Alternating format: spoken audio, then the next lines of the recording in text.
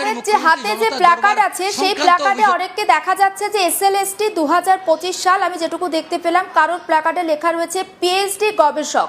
এদের মূলত দাবিটা কি? তারা মুখ্যমন্ত্রীর কাছে তাদের কি বার্তা পৌঁছে দিতে চান, একটু কথা বলো।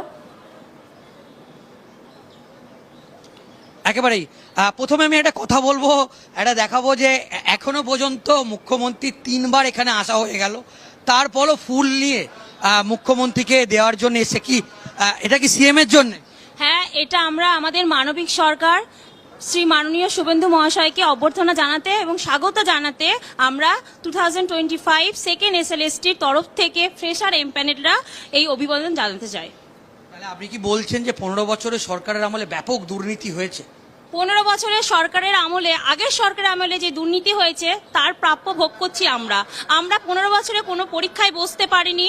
আমরা অনেকে এমএ করেছি, বিএড করেছি, অনেকে এমফিল করেছি, পিএইচডি করেছি, কিন্তু এই যে সুপ্রিম কোর্টের মনিটরিংয়ে যে পরীক্ষাটা হয়েছে 14ই সেপ্টেম্বর, সেখানে আমরা সবাই ফ্রেশার এমপ্যানেল আমরা সবাই পাশ করেছি এবং আমরা মাননীয় মহাশয়ের কাছে আবেদন জানাতে আসছি। আমরা রেকমেন্ডেশন লেটার পেয়ে গেছি, আজ প্রায় 3 মাস হতে গেল, এখনো পর্যন্ত আমাদের নিয়োগ হয়নি। আমরা এই যন্ত্রণা সহ্য করতে পারছি না। আর 9-10 অলরেডি এখনো ভেরিফিকেশনও শুরু হয়নি। আমাদের দয়া করে আমাদের স্কুলমুখী করুন। আমরা প্রচুর যন্ত্রণা হতাশার মধ্যে দিন কাটাচ্ছি। আমাদের রেকমেন্ডেশনের ভ্যালিডিটি শেষের পর্যায়ে চলে গেছে, এখন আমরা কি করব? এই আবেদন আমরা সরকারের কাছে জানাতে এসেছি। এই কষ্টটা আমরা সবাই আশা করে এসেছি যে মানবিক সরকার, এই সরকার শিক্ষিত মানবিক সরকার আমাদের এই কষ্টটা বুঝবে। স্যার, আমি 9-10 একজন ফ্রেশার পাস করা ক্যান্ডিডেট। আমি 9-10 পাস করেছি।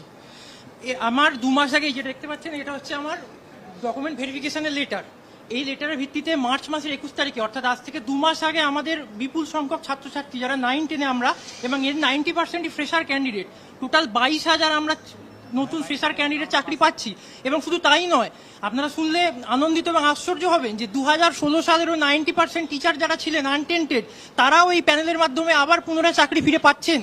তো মুখ্যমন্ত্রীর কাছে আমাদের অনুরোধ, আমরা যারা অধিকাংশ স্টুডেন্ট যাদের ভেরিফিকেশন হয়ে গেছে কিন্তু আজ 2 মাস অজ্ঞাত কারণে আমাদের আজও শুরু হয়নি ইন্টারভিউ, এবং আমরা নিয়োগও আটকে রয়েছে, এবং মুখ্যমন্ত্রীর কাছে কি চাইছেন আপাতত? মুখ্যমন্ত্রীর কাছে অতি দ্রুত সুপ্রিম কোর্টের নির্দেশ মেনে 31/8/2026 এর মধ্যে পুরো নিয়োগ কমপ্লিট প্রসেস করতে, যেটা সুপ্রিম কোর্ট বারবার বলছেন। আমি আমার সহকর্মীকে একবার বাইরের ছবিটা দেখাতে বলবো যে অনেক কষ্টে এমপেলে রয়েছে, দিন